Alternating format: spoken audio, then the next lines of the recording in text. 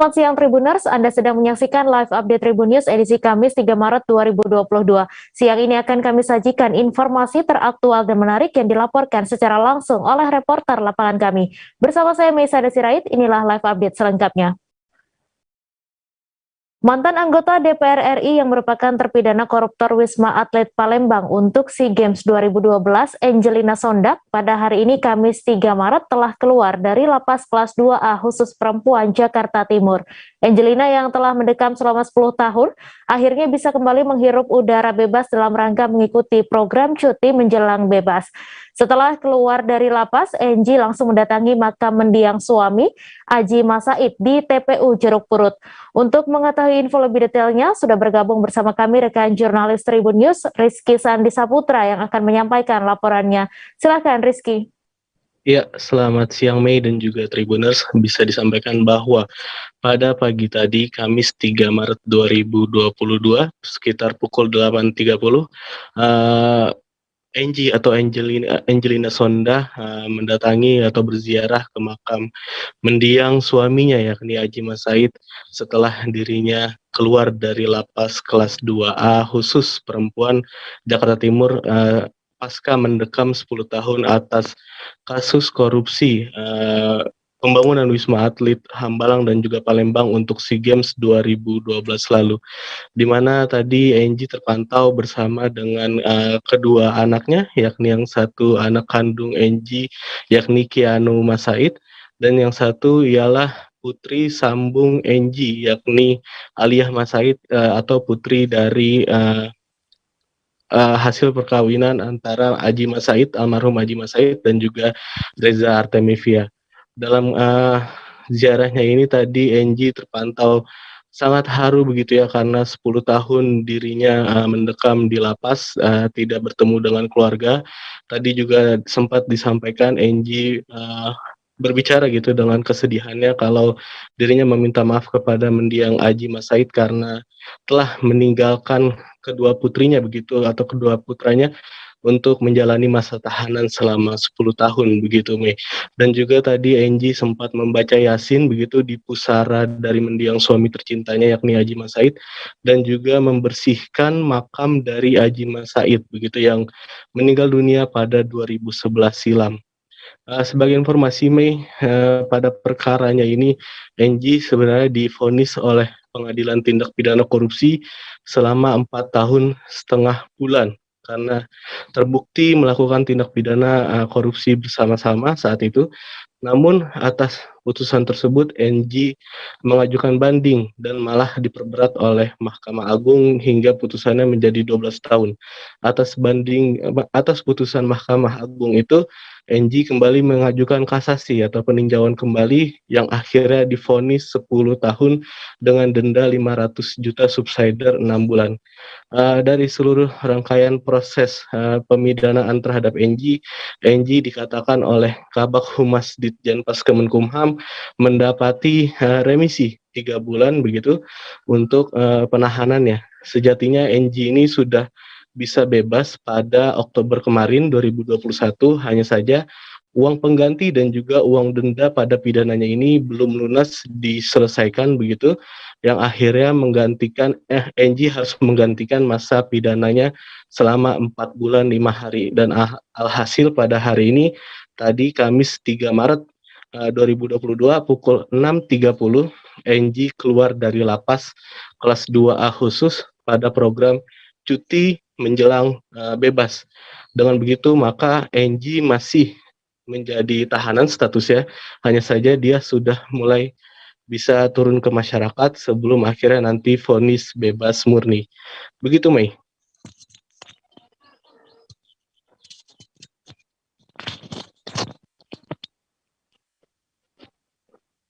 Halo Mei.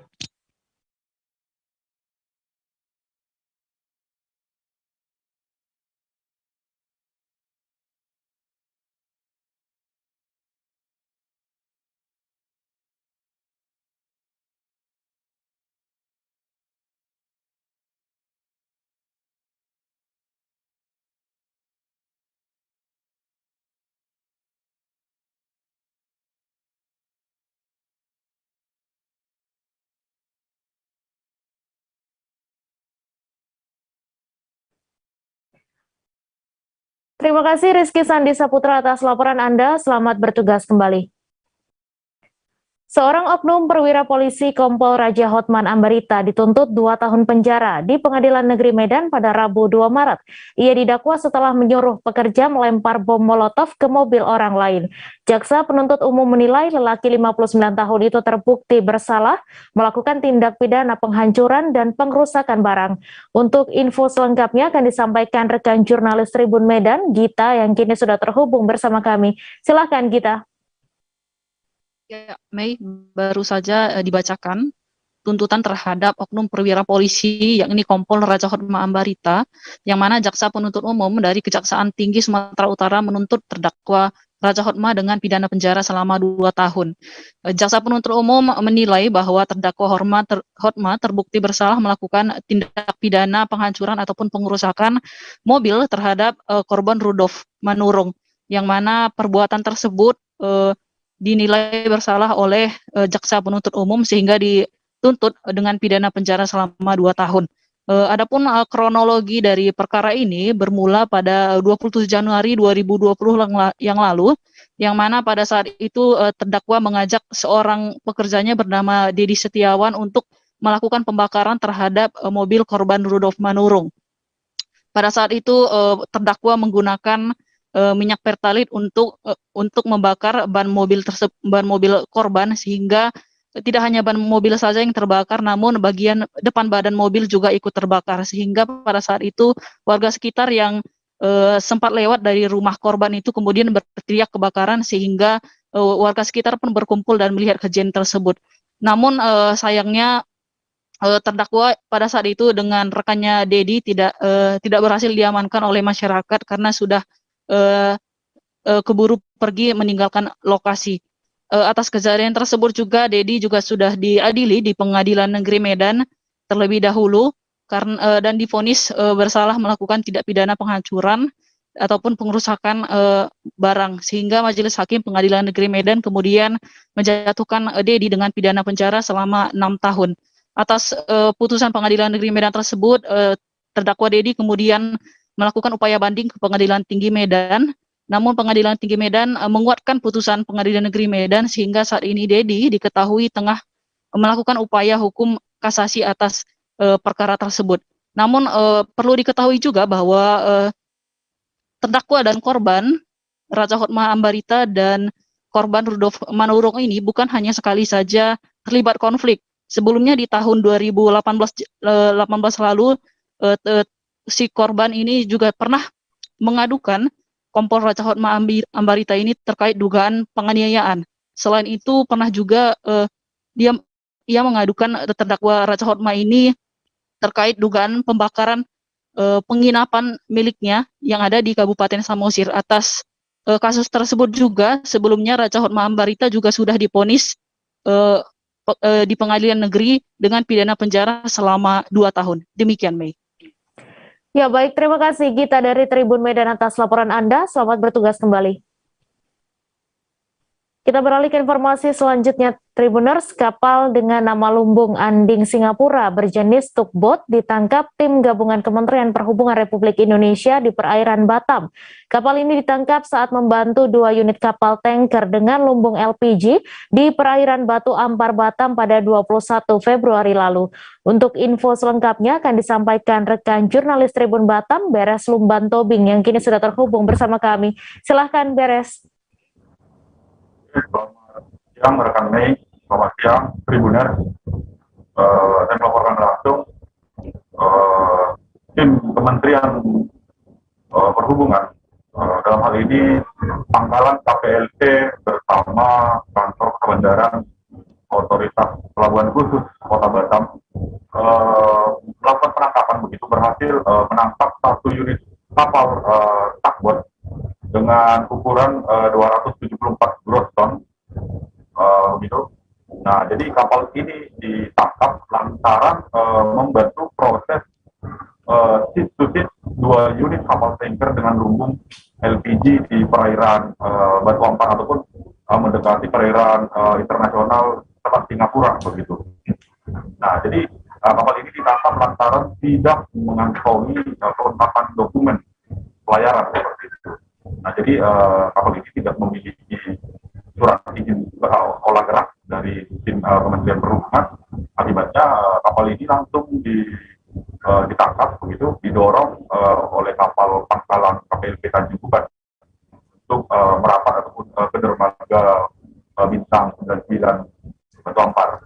Nah, sampai saat ini proses hukum kapal tugboat ini masih dalam proses penyelidikan begitu oleh tim PPNS yang dalam hal ini Kementerian Perhubungan membentuk sebanyak 6 orang tim PPNS Kemenhub RI. Nah, jadi saat ditangkap ini berbendera Singapura dan kapal ini juga berdasarkan dari Kepala Bidang Penegakan Hukum KSOP Khusus Batam begitu, kapal ini terdeteksi memasuki perairan Batam mulai pada Januari tahun lalu. Nah, jadi kapal ini tengah beroperasi, kemudian sudah diperingatkan untuk tidak beroperasi lantaran tidak memiliki ataupun mengantongi izin. Nah, diduga kuat begitu kapal ini dibackingi oleh oknum sehingga kapal ini membandel untuk tetap melakukan operasi. Nah, saat ditangkap, kapal ini dinakodai oleh 6 orang Amerika. Nah, 6 orang merupakan warga negara Indonesia. Nah, jadi kita juga kemarin sudah langsung turun ke lokasi ke perairan begitu dengan menggunakan kapal KPLP, melihat langsung 2 unit tanker yang dibantu proses ship-to-ship oleh kapal tugboat tersebut. Nah, hingga kini tim proses hukum masih terus berlangsung. Ya, seperti itu rekan Mei. Baik, terima kasih Beres Lumban Tobing atas laporan Anda, dan Tribuners, wartawan kami juga telah menghimpun wawancara dengan Kepala Bidang Keselamatan Berlayar dan Penindakan Hukum KSOP Batam. Berikut tayangannya untuk Anda. Jadi pada saat ini Kantor Kesehatan Bandara Otoritas Pelabuhan Khusus Batam sedang melakukan proses wasmat litrik.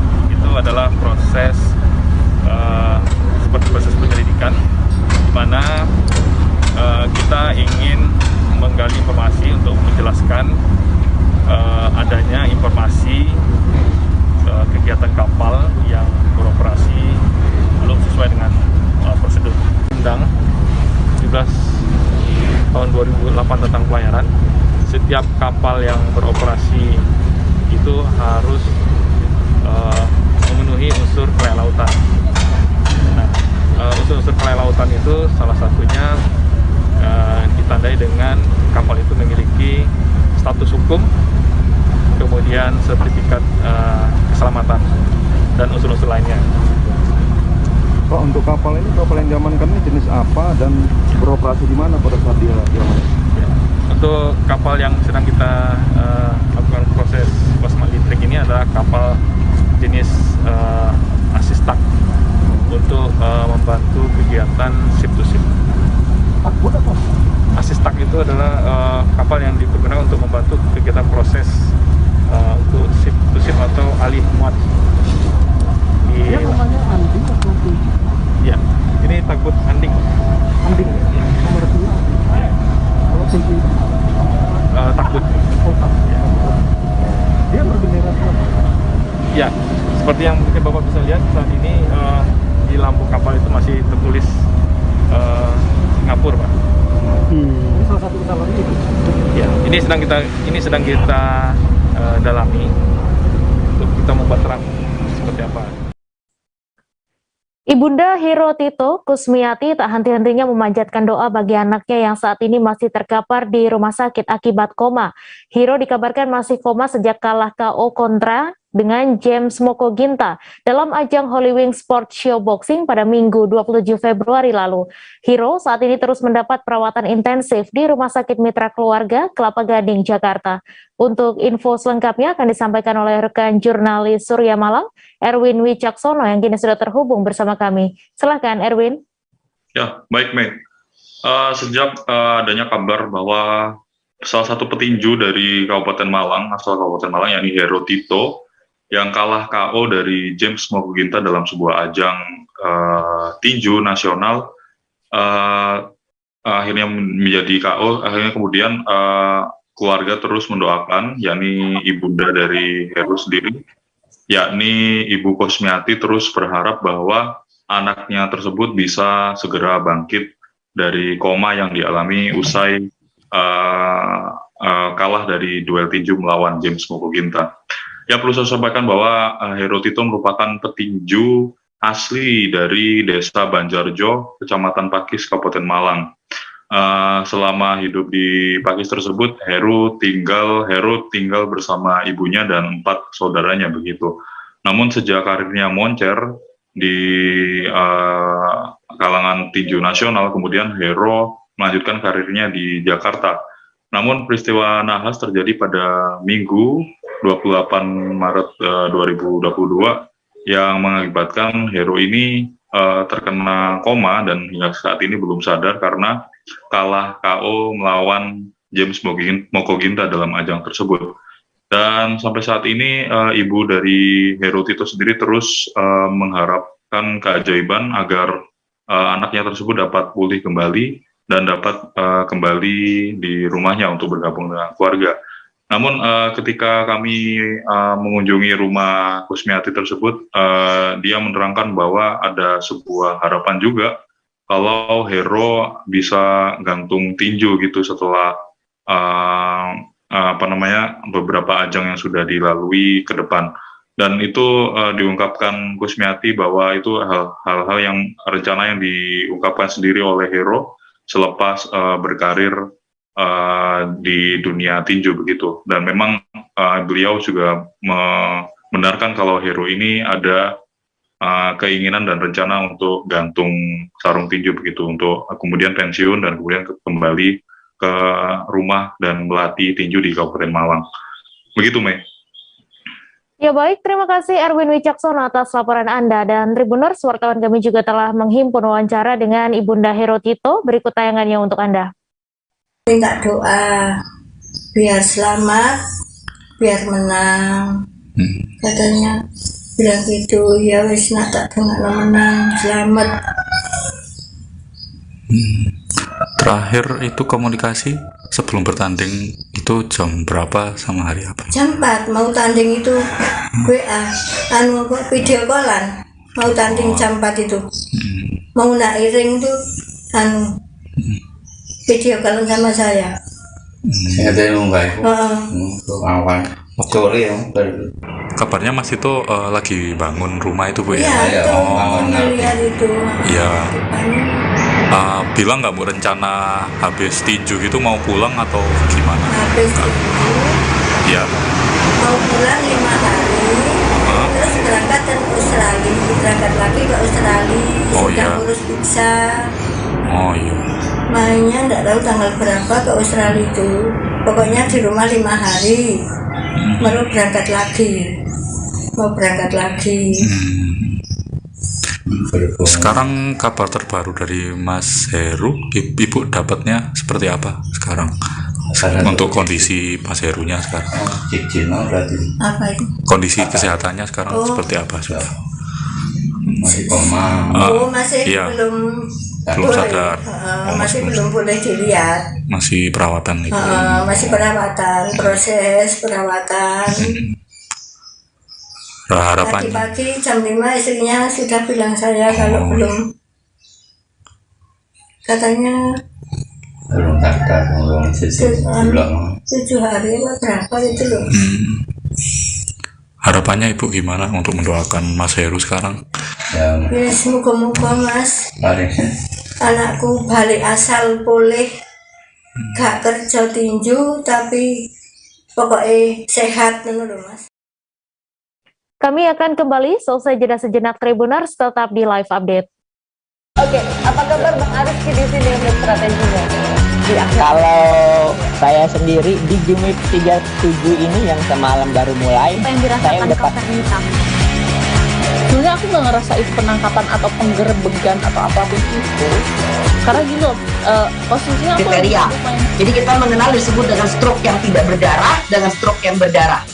Stroke yang tidak berdarah itu biasanya ditandai dengan adanya penyumbatan. Kalau itu penyumbatan di sini mungkin pikirnya tidak ke situ kali ya, tapi kalau di Korea atau di Kamboja itu ada beberapa paper yang saya itu Mas, ya, dulunya tukang koran. Oh gitu ya. Tukang koran. Ya, saya baca itu Pak. Tuh kan, pernah baca kan? Ya. Jadi kalau saya jadi tanggal itu udah bersyukur banget. Si anak ini dijadikan sebagai tersangka begitu. Ya, kalau ini kita bicara yang di luar kasus Situbondo ya. Dengan nama hujan shower, di mana terdapat batas jelas antara daerah hujan dan tidak hujan yang biasanya terjadi pada fase awal mature stage atau tahap berbahaya itu Kang. Jadi mulai artinya terjadinya perlembekan. Nah itu untuk penetrasi akan sulit gitu ya. Dok, saya ini menurut saya memang tidak mudah, bukan urusan tanah diambil. Kalau misalnya Amerika Serikat sekarang, Rasulullah mengatakan dalam sebuah hadis bahwa berpuasa di 6 hari. Terima kasih Anda masih menyaksikan live update. Armansyah, warga Kelurahan Penancangan, Kecamatan Cipocok Jaya, Kota Serang, ditemukan tim SAR gabungan dalam kondisi meninggal dunia pada Rabu 2 Maret. Ia merupakan korban hanyut terbawa arus banjir pada Selasa 1 Maret lalu. Korban ditemukan sejauh 7 km dari lokasinya tenggelam. Untuk info selengkapnya akan disampaikan oleh rekan Milda Niati, wartawan Tribun Banten yang kini sudah terhubung bersama kami. Silakan Milda.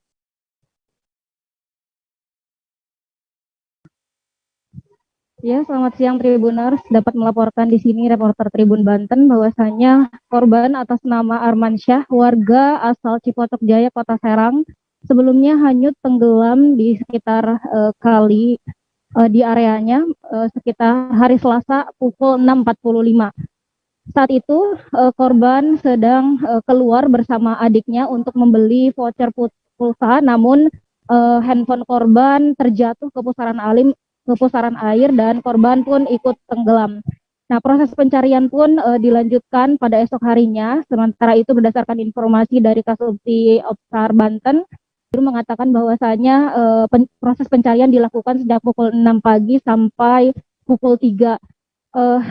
Total sekitar 10 jam lebih korban baru ditemukan oleh tim SAR gabungan. Selain itu juga korban ditemukan dalam kondisi meninggal dunia dan langsung diantarkan ke rumah duka.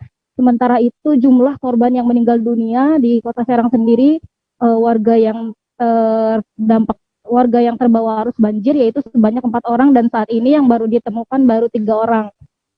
Dan tim SAR gabungan juga sampai saat ini masih melakukan proses pencarian satu korban lagi atas nama Gusti, warga dari Pasar Lama Kota Serang. Begitu rekan Mei. Ya baik, terima kasih Milda dari Tribun Banten atas laporan Anda. Selamat bertugas kembali. Kita beralih ke informasi selanjutnya Tribuners. Pemukiman warga di sejumlah kelurahan dan desa di Kabupaten Sampang, Madura terendam banjir, bahkan tingginya hingga sedada orang dewasa. Pemicu bencana musiman tersebut dikarenakan intensitas hujan di daerah bertajuk Kota Bahari belakangan ini cukup tinggi. Hujan mengguyur selama 2 hari hingga membuat Sungai Kemuning tak dapat menampung air lagi dan meluap ke pemukiman warga. Untuk info selengkapnya akan disampaikan oleh rekan Hanggara Pratama, wartawan Tribun Madura yang kini sudah terhubung bersama kami. Silakan Hanggara.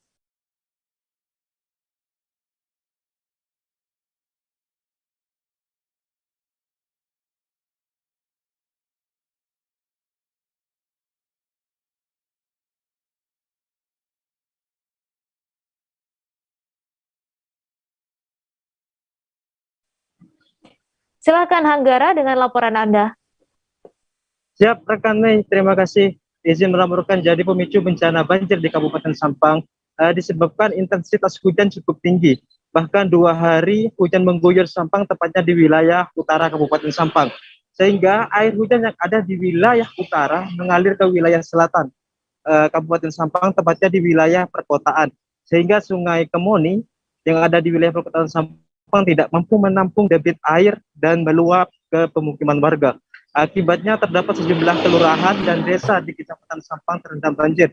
Di antaranya Kelurahan Gunung Sekar, Telpenang, Karangdalam, Kecamatan Sampang, begitu pun di Desa Pangelen, Desa Banyumas, Kamuning, Karongan, dan Desa Panggung, Kecamatan Sampang. Untuk tinggi banjir di setiap wilayah kecamatan ataupun desa tergolong bervariatif, namun yang paling tinggi atau bisa dikatakan parah di wilayah Kelurahan Telpenang hingga dada orang dewasa ukuran banjirnya. Dan banjir pun juga mengenangi sejumlah lembaga sekolah di Kabupaten Sampang. Sekitar ada 9 lembaga sekolah yang digenangi banjir sehingga aktivitas proses belajar mengajar diberhentikan. Adapun sejumlah sekolah tersebut diantaranya SDN Gunung Sekar 4 dan SDN Delpenang 2, SDN Karangdalam 1, SDN Rong Tengah 1, SDN Rong Tengah 2, SDN Pasirian 1, dan Banyuanyar 2. Begitu SMP Negeri 6 Sampang dan SMP Negeri 1 Sampang. Tidak hanya itu, sejumlah fasilitas lainnya juga bisa dikatakan lumpuh, seperti halnya Pasar Sri Mangunan, Pasar Rong Tengah, begitupun Terminal Trunojoyo, kantor Dinas Sosial Polsek Sampang, dan kantor Bakis Bangpol. Untuk upaya dari pemerintah sendiri melalui BPBD Kabupaten Sampang sebelum terjadinya banjir di wilayah perkotaan sempat melakukan pengecekan terhadap 5 pompa penyedot air banjir yang ada di wilayah rawan, dan hasilnya sejumlah pompa itu berstatus siap digunakan. Akan tetapi luapan Sungai Kemuning kali ini cukup tinggi sehingga fungsi dari pompa sendiri tidak mampu untuk menyedot luapan Sungai Kemuning yang masuk ke dalam pemukiman warga. Selain itu, para petugas atau pihak terkait mengevakuasi warga dan anak-anak yang terdapat di wilayah banjir, tentunya ketika air sudah tinggi di pemukiman warga, dan pihak Dinas Sosial juga melakukan upaya memberikan nasi bungkus kepada warga terdampak seperti itu. Ya baik, terima kasih Hanggara Pratama atas laporan Anda, dan Tribuners, wartawan kami juga telah menghimpun wawancara dengan salah seorang warga terdampak banjir di Kabupaten Sampang. Berikut tayangannya untuk Anda. Kalau sekarang ini masih tinggi, badan tinggi. Ini kalau ya tadi malam ya kan masih kecil. Kalau sekarang banjir besar. Kalau Kemuning sudah ada, tapi tinggal sedikit. Tapi sekarang larinya ke Sampang semua kota. Banjir ini masuk tadi malam jam berapa, Pak? Mulai maghrib itu sudah masuk, tapi mulai tinggi sedikit. Tapi masuk dudan di sini. Yang lainnya belakangan. Berarti prediksi nanti ini tambah tinggi atau sekarang ini masih batas tinggi karena air laut pasang. Kalau hari jualan di sini. Ya jualan kaki. Ya jadi kalau keadaan banjir kan tidak jual, jadi rugi lah.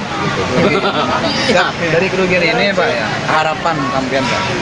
Ya kalau harapan saya pemerintah harus lihat kondisinya warga-warga di sekitar sini, bantulah untuk yang makan. Kalau orang tidak makan kasih makan, kan ada nasi bungkusan biasanya. Sebuah peristiwa kecelakaan lalu lintas terjadi pada Rabu 2 Maret di pinggir Jalan Raya Simpang Perlang, Koba, Bangka Tengah. Kecelakaan ini melibatkan pengendara motor yang menabrak mobil truk yang sedang parkir saat menambal ban. Karena tak menggunakan helm, salah seorang pengendara motor mengalami luka di bagian kepala.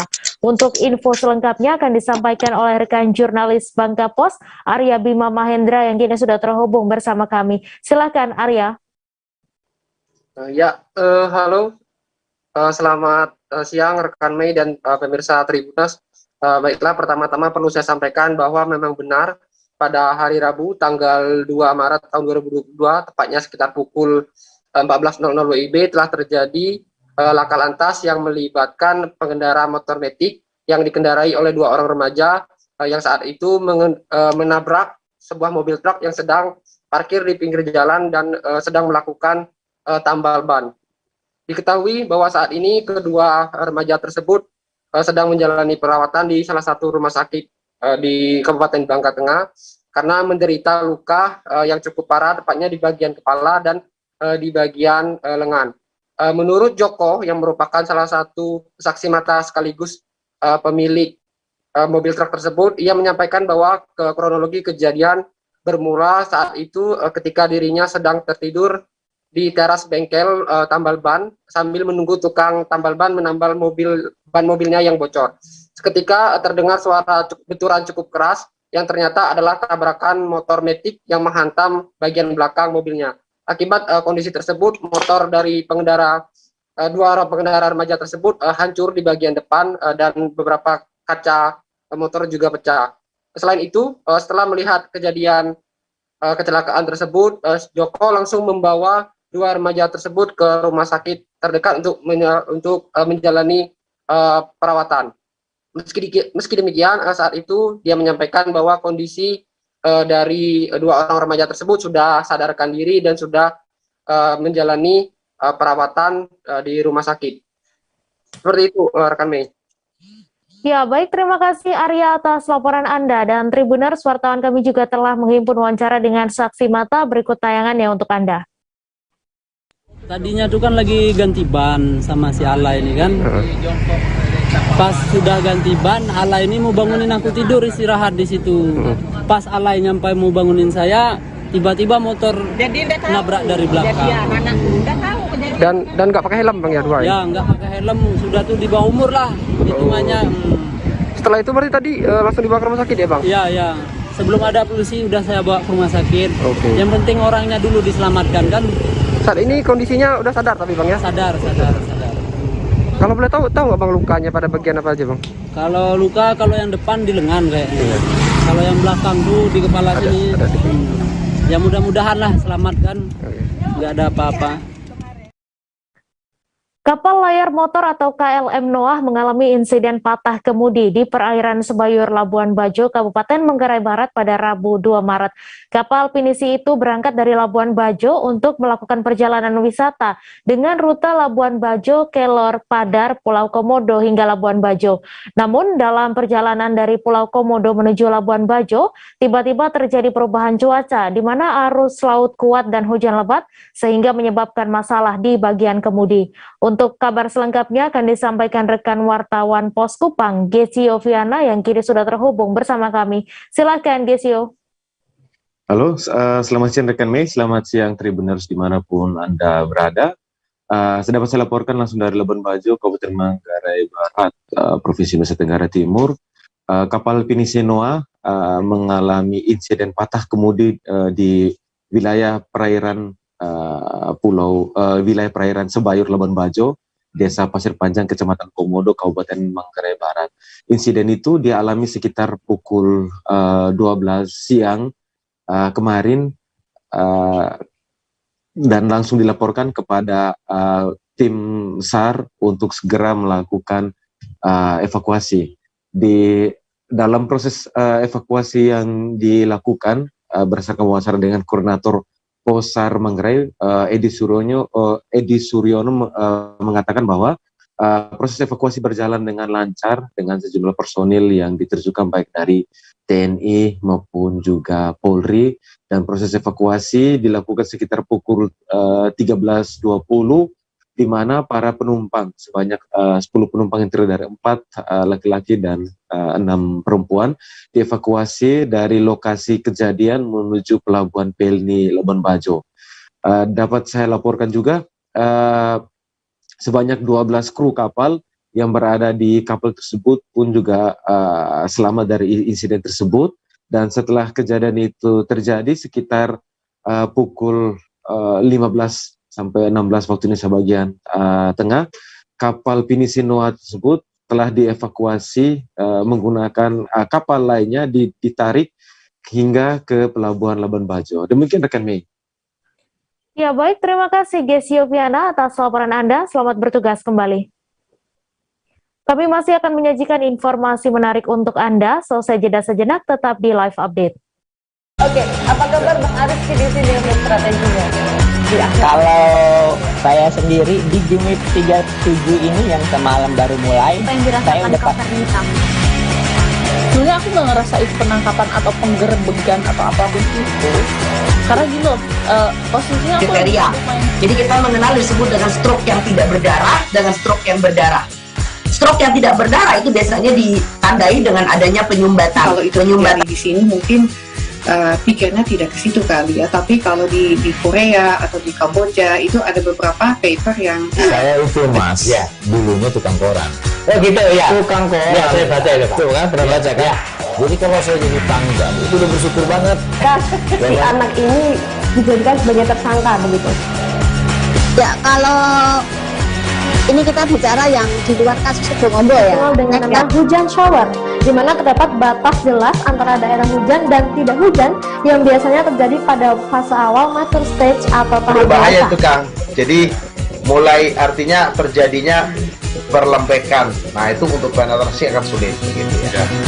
Dok, saya ini menurut saya memang tidak mudah, bukan urusan tanah diambil. Kalau misalnya Amerika Serikat sekarang Rasulullah mengatakan dalam sebuah hadis bahwa berpuasa di 6 hari Syawal itu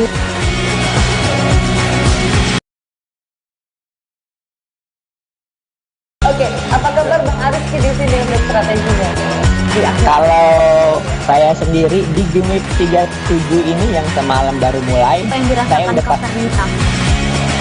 Sebenarnya aku nggak ngerasa itu penangkapan atau penggerebegan atau apapun itu, karena gini loh, posisinya aku kriteria. Jadi kita mengenal disebut dengan stroke yang tidak berdarah dengan stroke yang berdarah. Stroke yang tidak berdarah itu biasanya ditandai dengan adanya penyumbatan. Kalau itu terjadi di sini mungkin pikirnya tidak ke situ kali ya, tapi kalau di Korea atau di Kamboja itu ada beberapa paper yang saya itu mas ya dulunya tukang koran. Oh gitu ya, tukang koran ya, saya baca ya Pak, tuh kan pernah baca kan ya. Jadi kalau saya jadi tanggal itu udah bersyukur banget si anak ini dijadikan sebagai tersangka begitu ya. Kalau ini kita bicara yang di luar kasus Situbondo ya, dengan nama hujan shower, di mana terdapat batas jelas antara daerah hujan dan tidak hujan yang biasanya terjadi pada fase awal mature stage atau tahap Berbahaya dewasa. itu Kang. Jadi mulai artinya terjadinya perlembekan. Nah itu untuk penetrasi akan sulit gitu ya. Dok, saya ini menurut saya memang tidak mudah, bukan urusan tanah diambil. Kalau misalnya Amerika Serikat sekarang, Rasulullah mengatakan dalam sebuah hadis bahwa berpuasa di 6 hari Syawal itu. Oke, apa kabar Bang Aris di sini untuk strateginya? Kalau saya sendiri di game week 37 ini yang semalam baru mulai, saya udah Sebenarnya aku nggak ngerasa itu penangkapan atau penggerebegan atau apapun itu, karena gini loh, posisinya aku kriteria. Jadi kita mengenal disebut dengan stroke yang tidak berdarah dengan stroke yang berdarah. Stroke yang tidak berdarah itu biasanya ditandai dengan adanya penyumbatan. Kalau itu terjadi di sini mungkin pikirnya tidak ke situ kali ya, tapi kalau di Korea atau di Kamboja itu ada beberapa paper yang saya itu mas ya dulunya tukang koran. Oh gitu ya, tukang koran ya, saya baca ya Pak, tuh kan pernah baca kan ya. Jadi kalau saya jadi tanggal itu udah bersyukur banget si anak ini dijadikan sebagai. Terima kasih Anda masih menyaksikan live update. Seorang petugas keamanan di sebuah tempat karaoke di Kota Madiun dilaporkan ke polisi oleh seorang tamu. Ia dipolisikan setelah berusaha melindungi pemandu lagu di tempat dirinya bekerja. Untuk detail informasinya akan disampaikan langsung oleh rekan wartawan Tribun Jatim, Sofyan Chandra, yang kini sudah terhubung bersama kami. Silahkan Sofyan. Halo, selamat siang rekan Mei. Halo, selamat siang Tribuners. Ya benar rekan Mei, dapat dilaporkan seorang satpam di tempat karaoke di Jalan Cokro Aminoto, Kota Madiun telah dilaporkan kepada pihak kepolisian oleh seorang tamu yang merasa dianiaya oleh seorang satpam tersebut. Kami juga sempat menanyakan kepada satpam yang bernama Sofyan tersebut bagaimana kronologi hingga dia bisa dilaporkan kepada polisi oleh seorang tamu yang mengunjungi karaoke tempat dia bekerja. Dari keterangannya dia menyebutkan memang telah terjadi cekcok pada hari Selasa tanggal 15 Februari 2022. Saat itu ia mendengar teriakan dari dalam tempat karaoke, tepatnya di lobi. Saat itu dia sedang berjaga di tempat parkir, lalu sontak lari ke dalam tempat karaoke dan menemui salah satu pemandu lagu berinisial DF. Saat itu Sofyan langsung menanyai pemandu lagu berinisial DF tersebut mengapa teriak-teriak di lobi karaoke. Lalu sang pemandu lagu menjawab bahwa ada tamu yang mencekik dirinya karena merasa sang satpam ini bertugas untuk mengamankan apapun yang ada di tempat karaoke tersebut. Sang satpam melakukan klarifikasi kepada seorang tamu yang masih berada di room karaoke tersebut. Dari keterangannya, dia menanyakan baik-baik mengapa melakukan hal tersebut kepada pemandu lagu, namun ternyata bukannya dijawab, malah kedua tamu tersebut mengajak sang satpam ini untuk berkelahi, dan akhirnya terjadi pertikaian di tempat karaoke yang berada di Jalan Cokro Aminoto, Kota Madiun tersebut. Memang walaupun dia dikeroyok, akhirnya bisa melumpuhkan 2 tamu tersebut karena memang dalam keadaan mabuk, dan akhirnya 2 tamu tersebut pun diantarkan pulang oleh sang satpam yang kebetulan rumah kedua tamu tersebut tidak jauh dari tempat karaoke. Nah, 10 hari berselang atau tanggal 25 Februari, sang satpam ini kaget ketika dia mendapatkan informasi bahwa telah dilaporkan kepada pihak kepolisian. Menurut satpam ini, cekcok ataupun perkelahian di tempat hiburan malam seperti di karaoke adalah hal yang biasa. Bahkan tamunya ini pun juga tak jarang cekcok ataupun berkelahi dengan tamu lain di tempat karaoke tersebut, sehingga cukup disayangkan mengapa sampai melapor ke polisi. Kami juga sempat menanyakan langsung kepada pemandu lagu bagaimana kronologi terjadinya pertikaian tersebut, dan senada dengan satpam, pemandu lagu berinisial DF tersebut memang merasa dilecehkan oleh kedua tamu. Salah satu bentuk pelecehannya adalah sang tamu memegang bagian vital dari pemandu lagu tersebut, lalu sempat menangkis tangannya, dan salah satu temannya yang lain tidak terima karena temannya ditangkis tangannya dan akhirnya mencekik DF tersebut, lalu memepetkannya ke tembok. Beruntung dia bisa melepaskan diri dari cekan tersebut dan memanggil satpam yang ada di luar di tempat parkiran. Kami juga sempat melakukan konfirmasi ke Polsek Taman, tempat dilaporkannya satpam bernama Sofyan tersebut, dan mengakui bahwa sudah ada laporan yang masuk dan saat ini masih dalam penyelidikan dan belum ada penetapan tersangka dari kasus ini, Mei. Kepolisian masih akan melakukan penyelidikan dan melakukan gelar perkara. Namun begitu, tujuan utamanya adalah melakukan mediasi agar kedua belah pihak saling memaafkan dan berakhir damai. Demikian, Mei. Baik, terima kasih Sofyan Chandra, wartawan Tribun Jatim, atas laporan Anda. Selamat bertugas kembali. Kita beralih ke informasi selanjutnya, Tribuners. Satreskrim Polres Aceh Besar pada Rabu 2 Maret mengamankan 2 tersangka kasus pencurian motor berinisial BS dan ZF. Modus curanmor yang dilakukan kedua pelaku ini yakni dengan mencari sepeda motor yang terparkir tanpa ada pemiliknya. Untuk detail informasinya akan disampaikan langsung oleh rekan jurnalis Serambi News, Asnawi Lui, yang kini sudah bergabung bersama kami. Silahkan, Asnawi.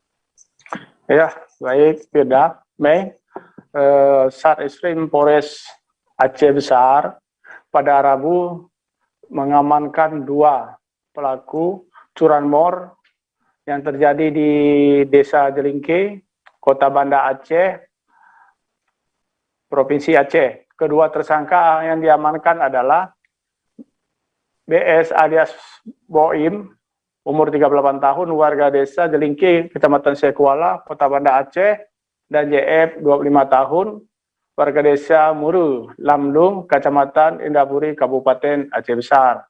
Keduanya ditangkap di kawasan pinggir jalan, tepatnya di Jalan Lintas Nasional Banda Aceh Medan, tepatnya di Desa Ruki, Kecamatan Indapuri.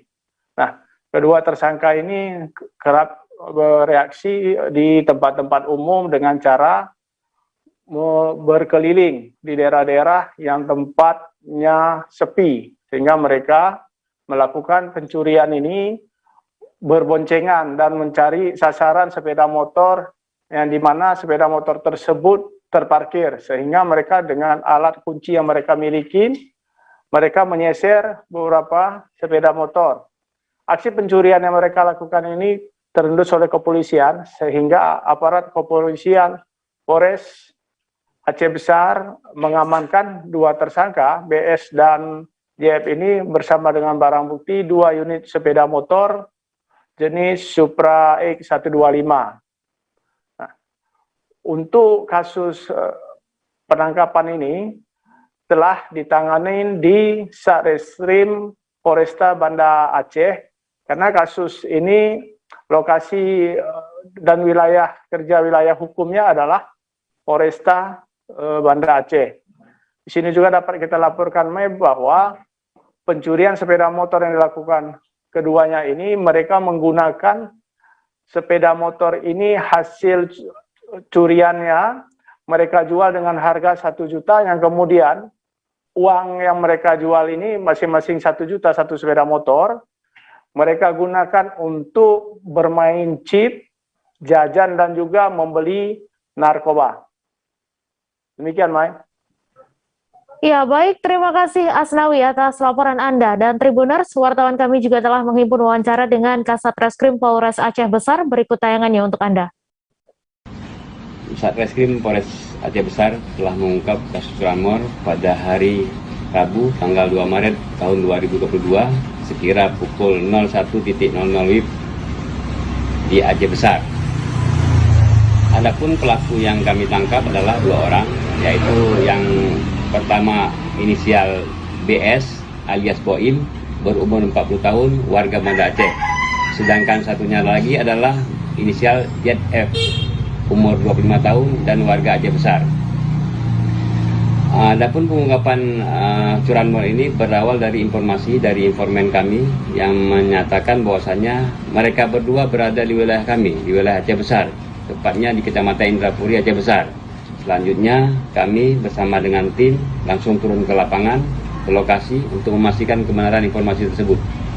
Dan mereka berdua adalah merupakan target operasi kami. Memang sudah termapping di data kita bahwasanya mereka adalah pelaku curanmor. Kemudian kita langsung turun ke lapangan, sampai di sana benar mereka berdua menggunakan sepeda motor. Dan kita membuntuti mereka sampai mereka berhenti. Setelah mereka berhenti, langsung kita mendekati dan mereka merasa curiga dan mencoba melarikan diri.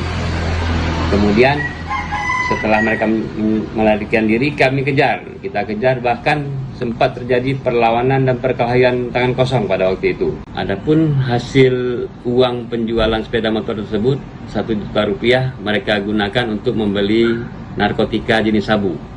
Setelah mereka membeli narkotika jenis sabu, mereka menghisap sabu-sabu tersebut sama-sama di suatu tempat di Aceh Besar. Selain membeli sabu-sabu, juga mereka membeli chip domino. Jadi dia membeli chip domino dan bermain game online. Dan terhadap mereka berdua, pelaku BS, inisial BS alias Boim dan ZF, kami persangkakan melanggar pasal 363 ayat 1 KUH pidana dengan ancaman pidana penjara paling lama 9 tahun.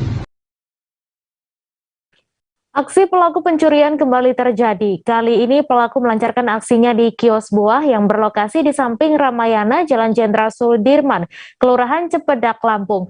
Aksi pelaku terekam kamera pengintai CCTV pada Rabu dini hari. Dalam rekaman kamera pengawas CCTV, tampak pelaku tidak mengenakan penutup wajah. Kerugian yang dialami korban atas kejadian ini diperkirakan sebesar 2 juta rupiah. Untuk detail informasinya akan disampaikan langsung oleh rekan jurnalis Tribun Lampung, Anung Bayu Ardi, yang kini sudah terhubung bersama kami. Silahkan, Anung. Ya, selamat siang rekan Mei. Bisa dijelaskan kejadian tersebut berawal ketika istri dari korban, Agus Salim, akan membuka kios buah miliknya. Saat itu ia curiga akan kios buah sudah berantakan. Kemudian ia melaporkan kepada suaminya dan langsung menuju ke lokasi. Ketika melihat rekaman CCTV, korban melihat bahwa seorang pelaku masuk ke dalam kios buah tanpa diundang satupun. Akibatnya korban kehilangan benda berharga seperti charger handphone, rokok, dan sebagainya yang diperkirakan sebesar 2 juta rupiah. Atas kejadian tersebut, korban langsung melaporkan ke Satreskrim Polres Lampung Utara. Kemudian oleh anggota Polres Lampung Utara dilakukan penyelidikan dengan mendatangi kios buah korban dengan melakukan olah tempat kejadian perkara. Diperoleh informasi, polisi mengamankan barang bukti berupa rekaman CCTV dari kios buah tersebut. Saat ini polisi masih melakukan penyelidikan siapa pelaku dan kemudian akan melakukan penangkapan karena pelaku terekam jelas dari rekaman CCTV tersebut. Baik, terima kasih Anung Bayuardi atas laporan Anda. Dan Tribuners, wartawan kami juga telah menghimpun wawancara dengan korban. Berikut tayangannya untuk Anda. Sekitar jam berapa kejadian? Sekitar 1:30 malam. Itu kronologisnya gimana? Kronologisnya kami pulang sekitar jam 12-an, kami pulang. Kejadian ketahuannya itu tadi pagi. Tadi pagi ini dilihat di kamera CCTV sekitar 1:30. Posisi maling masuk itu. Ada berapa orang dari rekaman CCTV? Kalau dilihat di rekaman itu cuma 1 orang yang kelihatan. Yang masuk ke dalam ini, ke kios itu. Apa aja yang diambil, Pak? Yang diambil apa itu? Duit di dalam laci, rokok, habis itu stiker aktif, casan HP yang masih baru itu, yang bagus punya. Dia? Sama buah-buahan juga, sama kerusakan terpal itu. Dia merusak? Ya, rusak terpal itu, kebuka dia, sobek. Sekitar berapa kalau diuangkan? Ya kisaran kurang lebih 2 jutaan. Bang, dari pelaku ini ada ciri-ciri nggak yang kita ketahui? Ciri-ciri pelaku sendiri seperti apa? Ciri-cirinya dia masih muda, anak itu masih muda, agak-agak hitam, pakai sweater hitam dia. Sweater hitam, masih muda. Anak-anak tanggung lah. Bang, lapak itu ada penjaganya nggak sih, Bang? Ada yang jaga malam. Pada saat kejadian, penjaganya di mana? Penjaganya mungkin lagi keliling ke atas dia posisi. Soalnya itu saya barusan tutup itu. Di mana lokasi lapak itu? Lokasinya samping Ramayana. Samping Ramayana. Ya paling pertama, dekat lampu merah.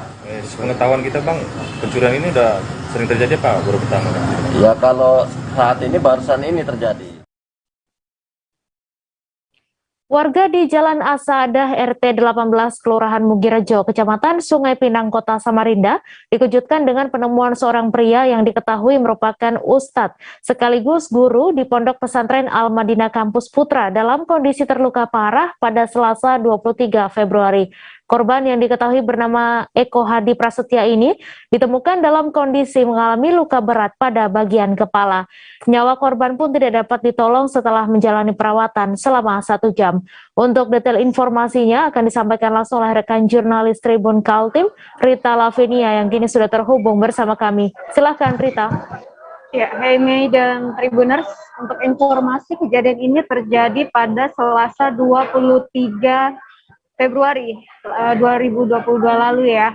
Nah, korban ini ternyata menjadi setelah dari hasil penyelidikan Polsek Sungai Pinang diketahui bahwa korban telah menjadi korban penganiayaan, dan setelah dilakukan penyelidikan dari keterangan para saksi diketahui korban dianiaya oleh 2 santrinya yang berinisial AHR dan AB, dan mereka masih berusia remaja atau 15 tahun nih dan Tribuners. Setelah dilakukan dari pewarta ini juga Tribun Kaltim sudah melakukan wawancara dengan para saksi. Diketahui awalnya mereka pada pukul 05.30 waktu Indonesia Tengah mendengar suara gebukan. Awalnya mereka mengira suara tersebut adalah orang sedang menggebuki seekor ular atau hewan buas. Namun ternyata kok sangat lama sekali, mereka yang sedang berzikir atau baru menyelesaikan sholat subuh akhirnya keluar rumah dan mendapati dua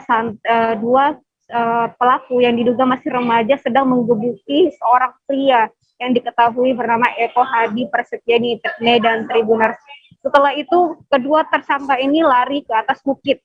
Setelah dilakukan penyelidikan diketahui mereka merupakan santri dari Pondok Pesantren Al-Madinah tersebut nih dan Tribuners. Setelah dilakukan penyelidikan, motifnya mereka hanyalah sangat sederhana sekali. Mereka hanya ingin mengambil handphone yang diambil oleh korban yang juga bagian kesiswaan dari pondok pesantren tersebut.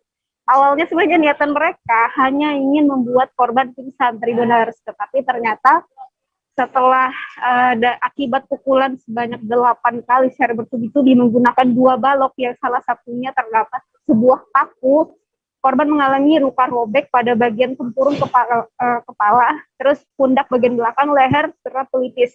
Dari hasil visum, korban meninggal akibat luka robek tersebut nih dan Tribuners. Nah, setelah dilakukan pendalaman selama 1 minggu lamanya, akhirnya pada Rabu 2 Maret 2022 kemarin, Polres Samarinda sudah melakukan rekonstruksi ulang. Dari rekon ini diketahui bahwa memang ada unsur kesengajaan dan juga ada unsur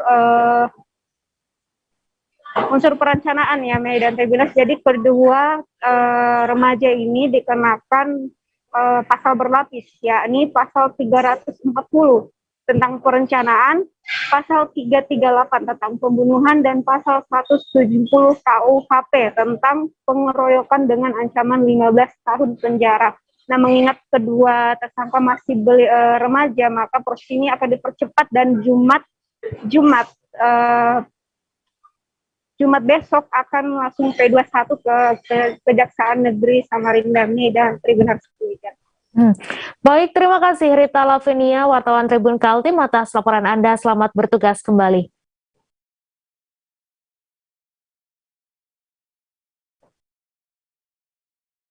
Kami masih akan menyajikan informasi menarik untuk Anda, so jeda sejenak tetap di live update. Tersangka begitu. Ya, kalau ini kita bicara yang di luar kasus Sebongombo ya, dengan nama hujan shower, di mana terdapat batas jelas antara daerah hujan dan tidak hujan yang biasanya terjadi pada fase awal mature stage atau tahap berbahaya dewasa. itu Kang. Jadi mulai artinya terjadinya perlembekan. Nah itu untuk penetrasi akan sulit begitu ya. Dok, saya ini menurut saya memang tidak mudah, bukan urusan tanah diambil. Kalau misalnya Amerika Serikat sekarang, Rasulullah mengatakan dalam sebuah hadis bahwa berpuasa di 6 hari Syawal itu. Oke, apa kabar Bang Ariski di sini untuk strateginya? Kalau saya sendiri di game week 37 ini yang semalam baru mulai, saya udah pas.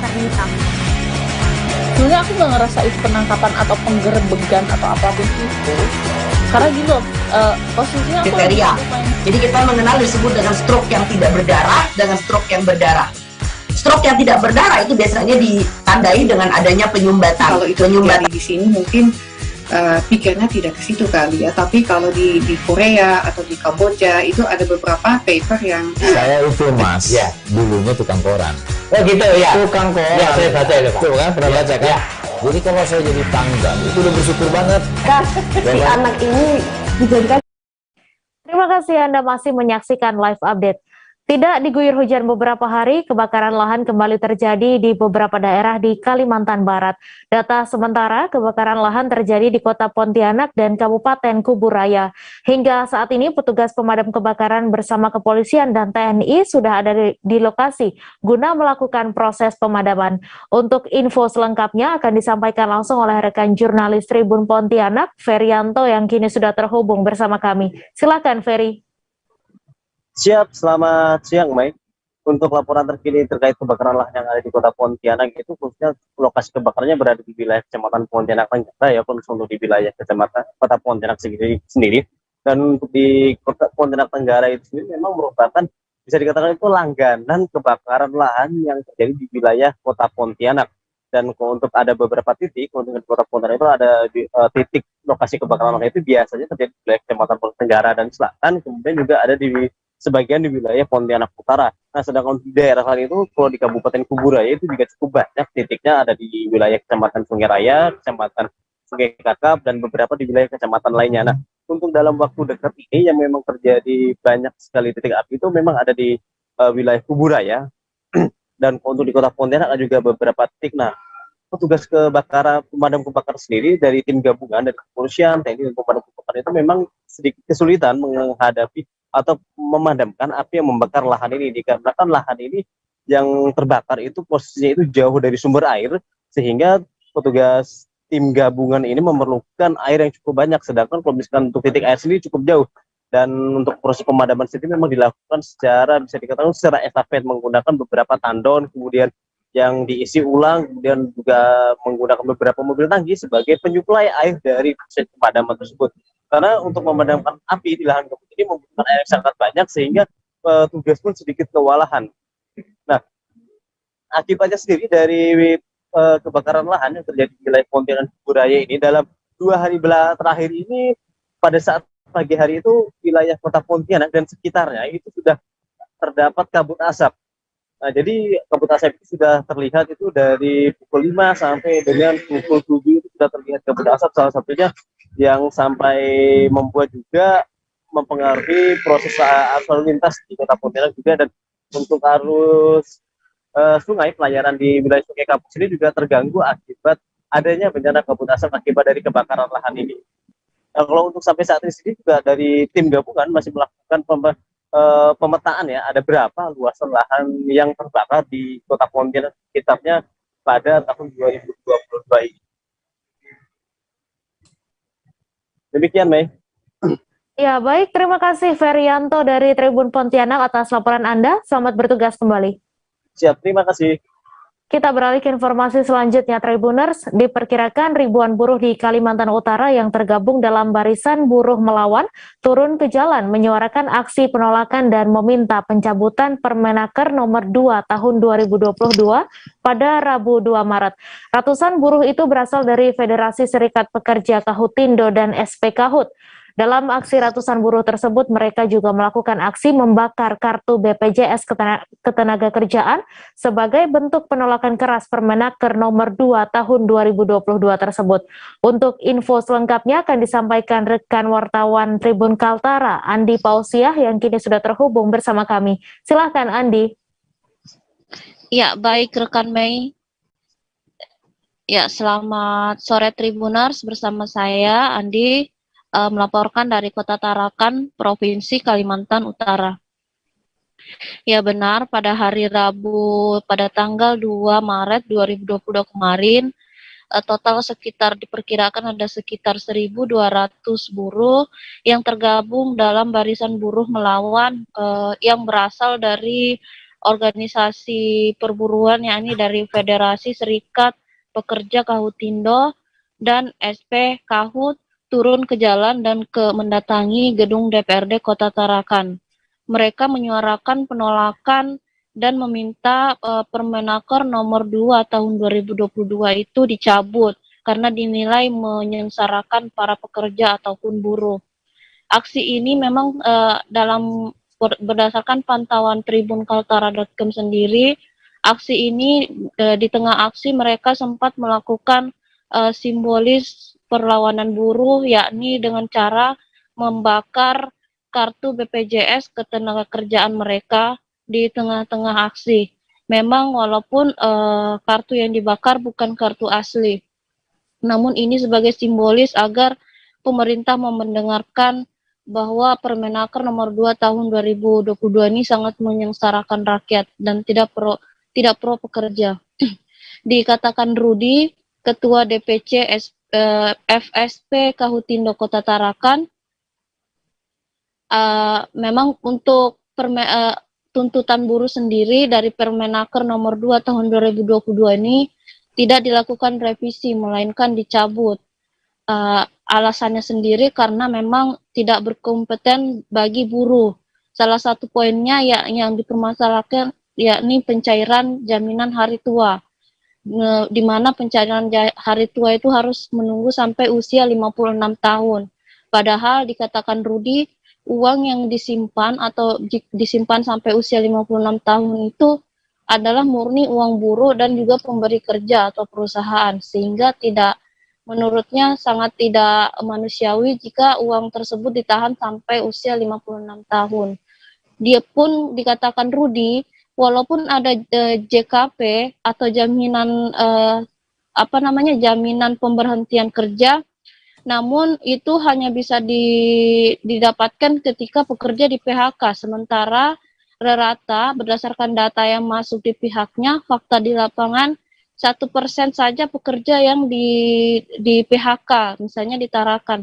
Sisanya selalu melakukan resign atau mengundurkan diri.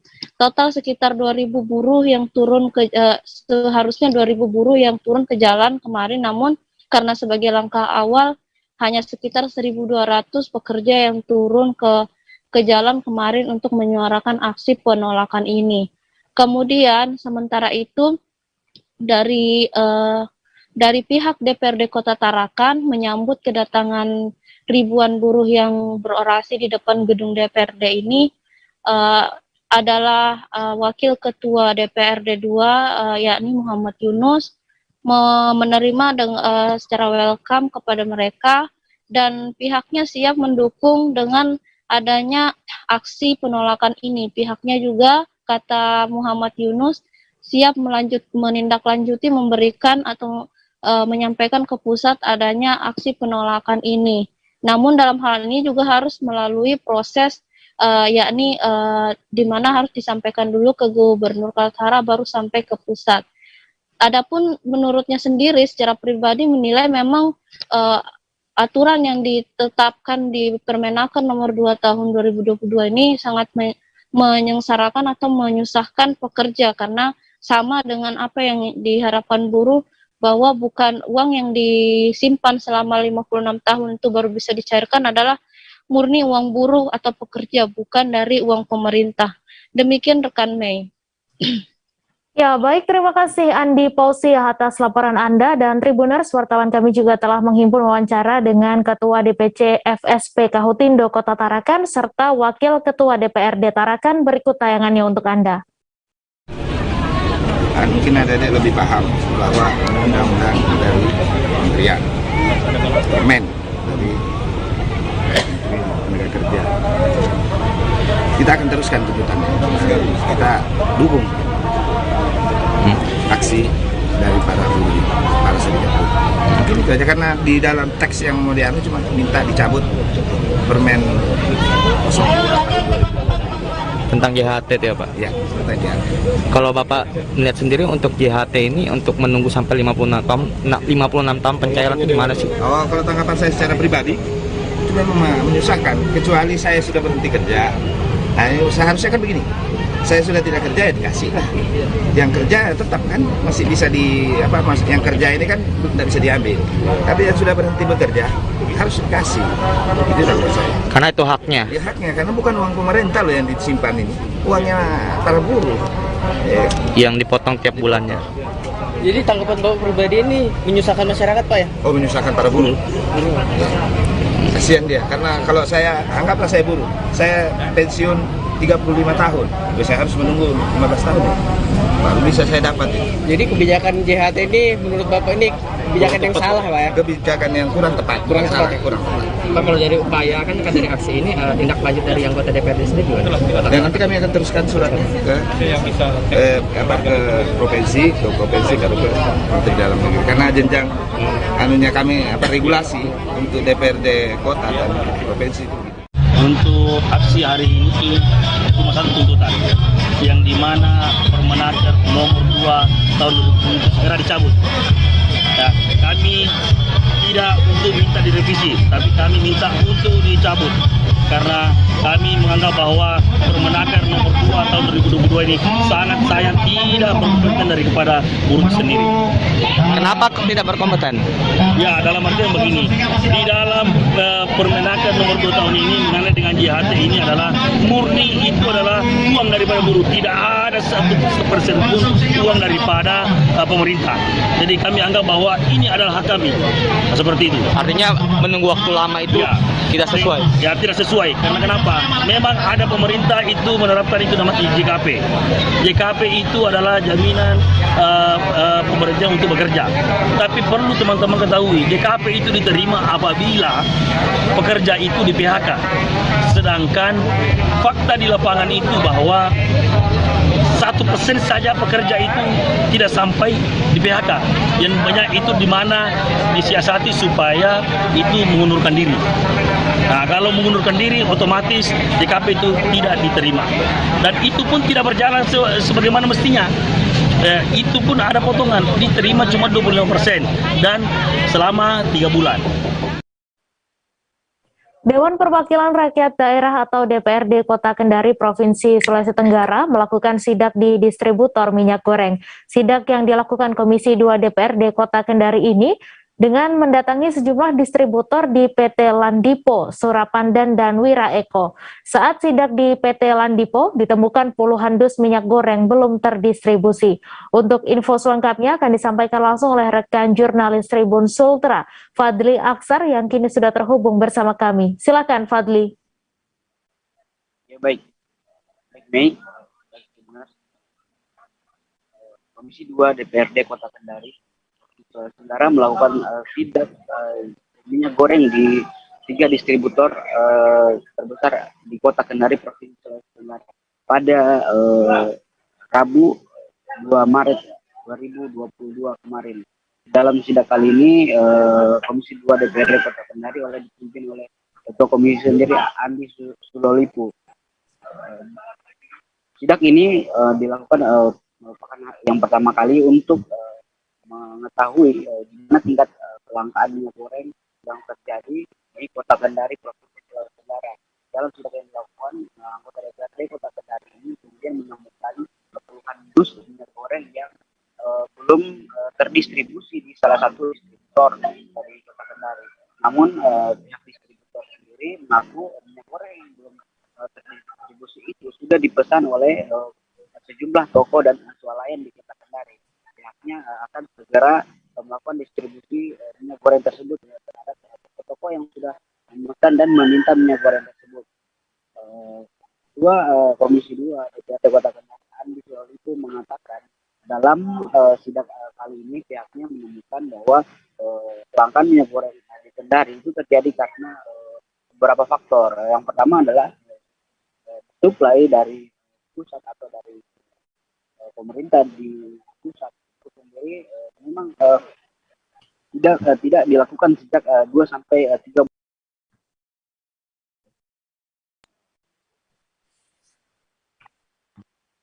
Halo, Mei. Iya, Fadli, silakan. Ya, baik.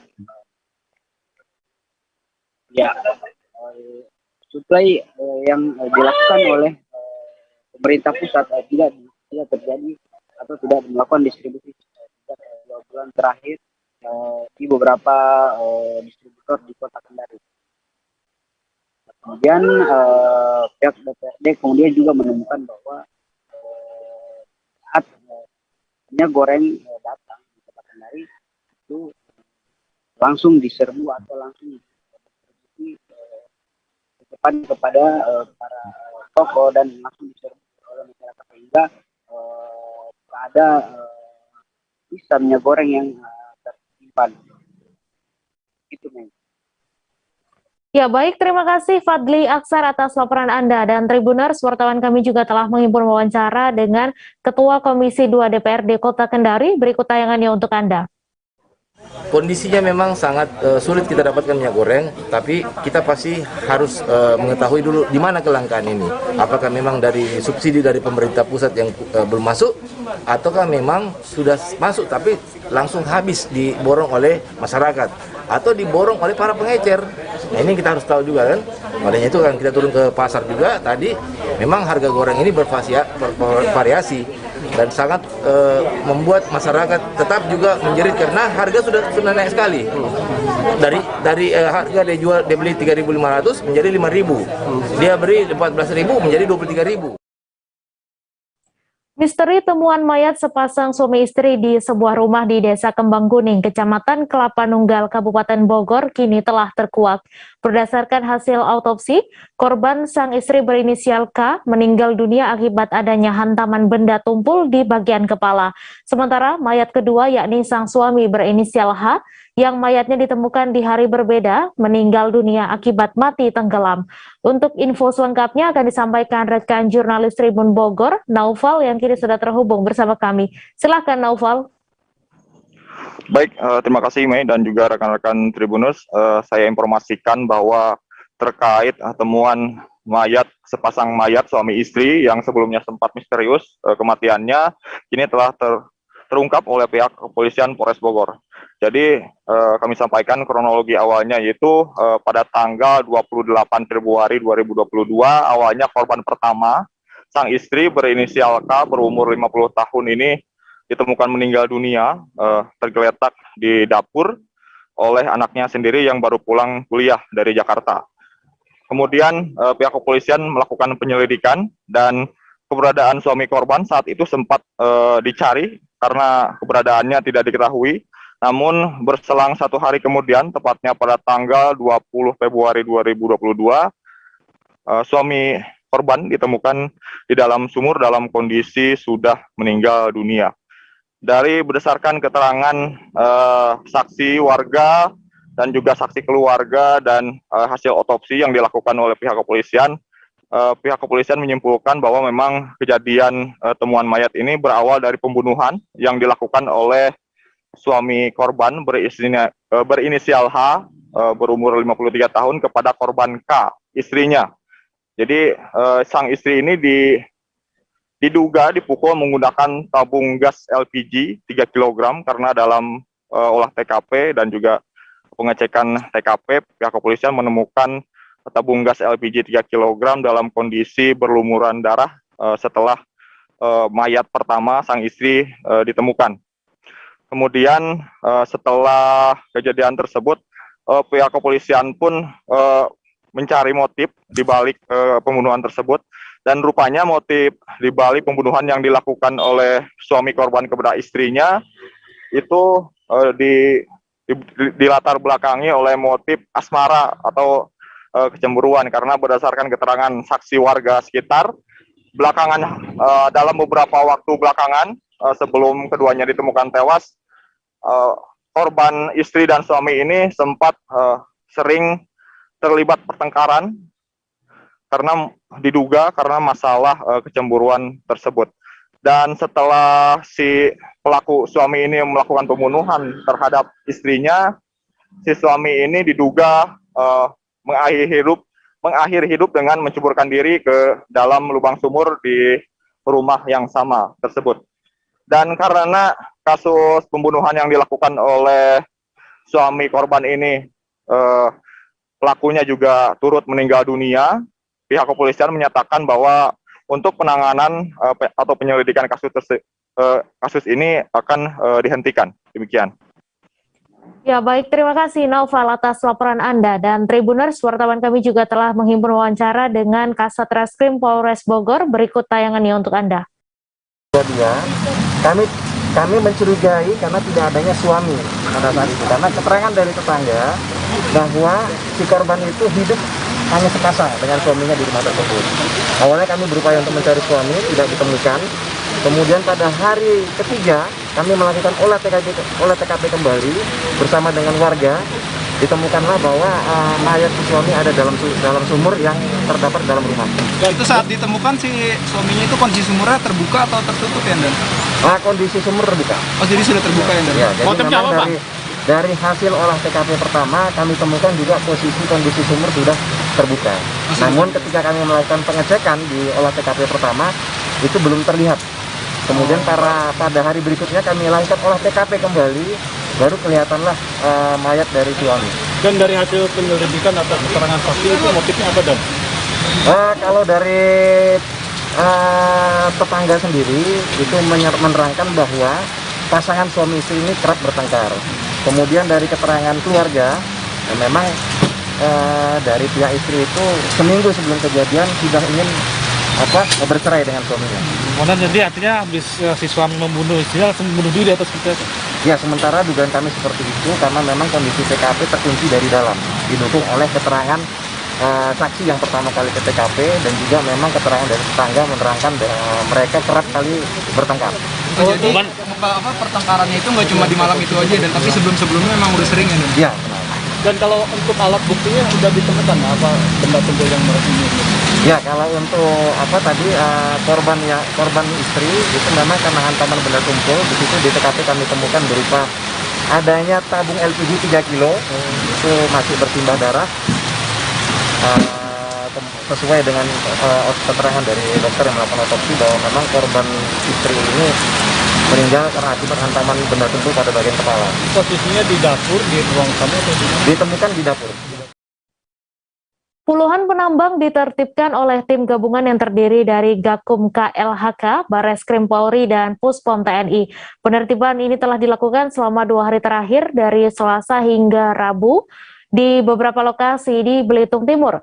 Para penambang ini kemudian dibawa ke Polres Belitung Timur untuk dimintai keterangan. Untuk detail informasinya akan disampaikan langsung oleh rekan jurnalis Pos Belitung, Brian Bimantoro, yang kini sudah terhubung bersama kami. Silakan, Brian. Baik rekan di studio dan sahabat Pos Belitung serta Tribuners dimanapun Anda berada di seluruh Indonesia, bisa saya laporkan bahwa sejak 2 hari terakhir, tim gabungan yang terdiri dari Gakum KLHK, Kementerian Lingkungan Hidup dan Kehutanan, Bareskrim Polri, dan Puspom TNI menertibkan penambangan atau praktek tambang ilegal yang ada di Kabupaten Belitung Timur. Lokasinya sendiri berada di perbatasan antara Manggar dan Damar, tepatnya di Desa Sukamandi, Kecamatan Damar, Kabupaten Belitung Timur. Operasi ini atau penertiban ini sudah dilakukan 2 hari terakhir, sejak Selasa 1 Maret hingga hari ini. Diketahui sudah ada maksud saya puluhan penambang yang ditahan oleh tim gabungan yang ditahan di Polres Belitung Timur hingga saat ini. Posbelitung.com berkesempatan mewawancarai salah satu penambang yang ditangkap dan diamankan di Polres Belitung Timur. Dia bernama Sardoni. Dia mengatakan saat keluar dari lokasi tambang ilegal, dia langsung ditangkap bersama teman-temannya. Ditangkap dengan cara dihadang oleh tim gabungan. Lalu Sardoni mengatakan penangkapan itu terkesan dipaksakan. Dan saat Sardoni menanyakan ada apa ini, oknum yang atau tim gabungan dari yang menangkap itu hanya bilang dari Mabes, ayo ikut ke Polres saja, kata cerita Sardoni saat Pos Belitung menghampirinya kemarin. Kemudian saat sudah dibawa ke Polres Belitung Timur, Sardoni mengatakan di sana dia dan puluhan teman-temannya diperiksa dan ditanyakan oleh penyidik. Lalu sampai saat ini puluhan penambang itu masih berada di Polres Belitung Timur untuk dilakukan pemeriksaan. Terpisah, Kapolres Belitung Timur AKBP Taufik Nur Isya mengatakan memang benar di Polres di wilayahnya sedang ada penertiban dari tim gabungan yang terdiri dari Gakum KLHK, Bareskrim Polri, dan Puspom TNI. Dia mengatakan Polres hanya sifatnya mendampingi, bukan sebagai penindak. Kalau teknis dan tindakan lainnya bukan kewenangan dari Polres Belitung Timur. Lalu untuk keterangan dari Dandim 0414 Belitung, Letkol Infantri Mustafa Akbar menegaskan bahwa tidak ada personel dari Kodim yang terlibat dalam penertiban tersebut. Dia mengatakan Puspom TNI hanya mendampingi dan dia memastikan tidak ada keterlibatan TNI yang terjaring dalam penertiban tersebut. Rekan di studio dan seluruh Tribuners dan sahabat Pos Belitung di manapun Anda berada, penertiban ini dilakukan penertiban ini dilakukan untuk memberantas tambang ilegal yang diduga dilaksanakan atau dilaksanakan di daerah hutan lindung yang berada di dalam daerah aliran sungai Manggar. Begitu. Brian Bimantoro melaporkan dari Manggar, Belitung Timur. Ya baik, terima kasih Brian Bimantoro atas laporan Anda. Dan Tribuners, wartawan kami juga telah berwawancara dengan penambang yang ditangkap. Berikut tayangannya untuk Anda. Aspal merah itu Bang, itu daerah mana? Di Pelabuhan Rancang.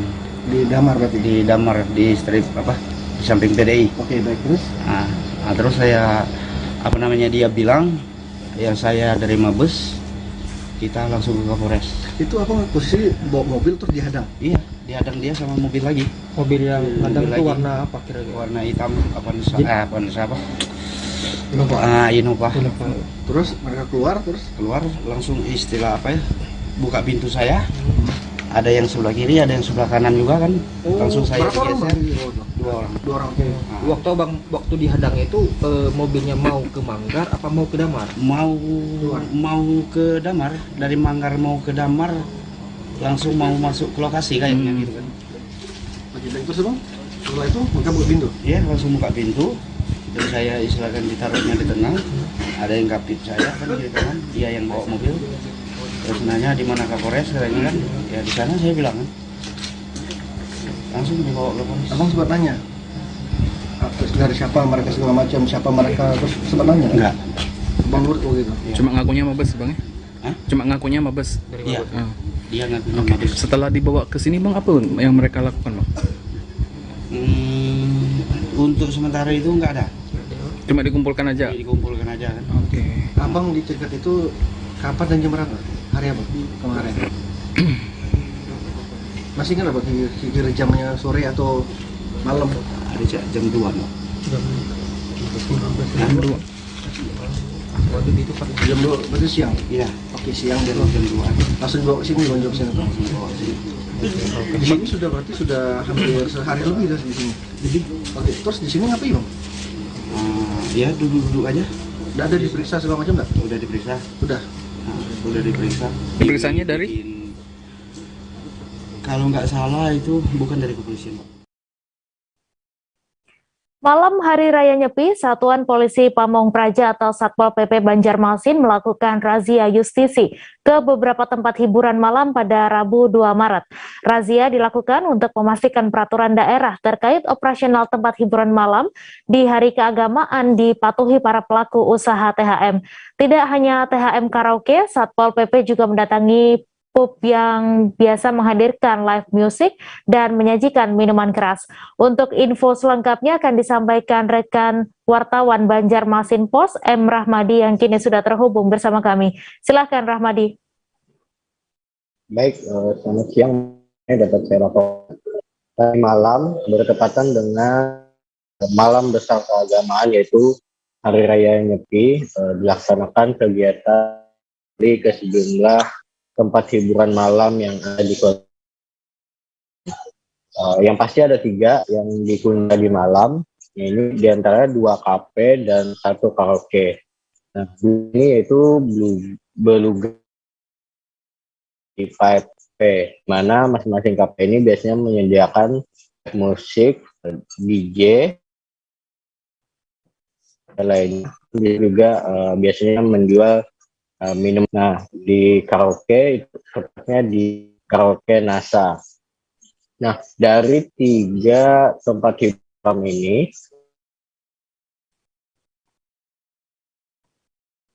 pelanggaran pengelola THM tersebut, karena saat Satpol PP datang sana semuanya mematuhi aturan seperti tutup ataupun buka, namun tetap tidak menyiapkan musik live. Nah, kegiatan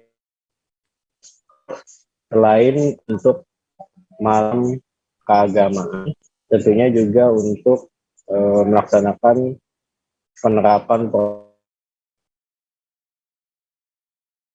di sana sejumlah petugas itu sejumlah tempat seperti juga taman dan juga tempat jumpa keramaian di sisi-sisi jalan. Seperti itu kan untuk kali ini. Ya. Iya baik, terima kasih Rahmadi atas laporan Anda. Selamat bertugas kembali. Kita beralih ke informasi selanjutnya, Tribuners. Hari kedua pelaksanaan Operasi Keselamatan Samrat 2022 melibatkan unsur TNI pada Rabu 2 Maret. Petugas gabungan tersebut nampak melakukan razia, pemeriksaan, dan penegakan terhadap para pelanggar lalu lintas. Untuk pelanggar masyarakat sipil langsung ditangani oleh Satlantas Polres Bitung dengan cara ditilang maupun penyitaan kendaraan. Untuk info selengkapnya akan disampaikan rekan wartawan Tribun Manado, Christian Wayongkere yang kini sudah terhubung bersama kami. Silakan Christian. Ya, terima kasih rekan Mei dan Tribuners Tribun Manado dimanapun Anda berada. Dari Kota Bitung, Provinsi Sulawesi Utara, reporter Tribun Manado Christian melaporkan pelaksanaan operasi Keselamatan Samrat 2022 yang pada hari kedua kemarin berlangsung di Jalan Babe Palar, tepatnya di depan gudang Bulog di Kelurahan Paceda, Kecamatan Madidir, Kota Bitung. Dan pada kesempatan tersebut, operasi keselamatan Samrat 2022 maksud kami melibatkan unsur TNI Angkatan Darat, dalam hal ini Subdenpom 12-1-2 Bitung, di mana dalam penindakan yang dilakukan beberapa atau belasan sampai puluhan kendaraan roda 2 yang mendominasi atau terjaring pada operasi gabungan tersebut, di mana menurut Kapten CPM Charles Katuuk selaku Subdenpom 13-1-2 Bitung, dari belasan hingga puluhan kendaraan bermotor khususnya roda 2 yang dijaring pada operasi tersebut, beberapa di antaranya adalah aparat, dan aparat tersebut melanggar, misalnya ada satu di antaranya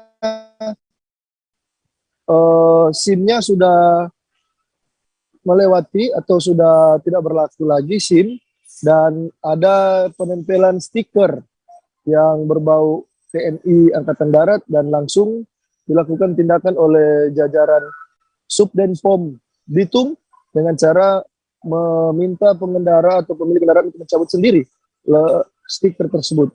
Lanjut, Kapten CPM Charles Katuuk dalam operasi tersebut juga bersamaan dengan digelarnya operasi kepolisian polisi militer yang sudah dimulai sejak akhir bulan Februari tahun 2022 kemarin. Jadi operasi tersebut dirangkaikan atau bersamaan atau bertepatan dengan pelaksanaan operasi keselamatan Samrat 2022. Rekan Mei dan Tribuners dimanapun Anda berada, dapat kami informasikan bahwa dari keterangan yang kami himpun melalui AKP Awaludin Puhi SIK selaku Kasat Lantas Polres Bitung, dalam operasi keselamatan Samrat tahun 2022 kali ini lebih mengupayakan atau lebih melakukan tindakan preventif dan preventif, lebih banyak pada himbauan dan mengurangi tindakan atau mengurangi tindakan dalam operasi tersebut, karena hal tersebut baru saja disampaikan pada hari kemarin atau beberapa hari saat dimulainya operasi keselamatan Samrat 2022, bahwa tidak ada tindakan di lapangan, melainkan hanya bersifat himbauan dan terus himbauan. Selain itu, menurut Awaludin Puhi, pihaknya juga melakukan bagi-bagi masker sebagai bentuk atau upaya dalam penanggulangan atau pencegahan COVID-19.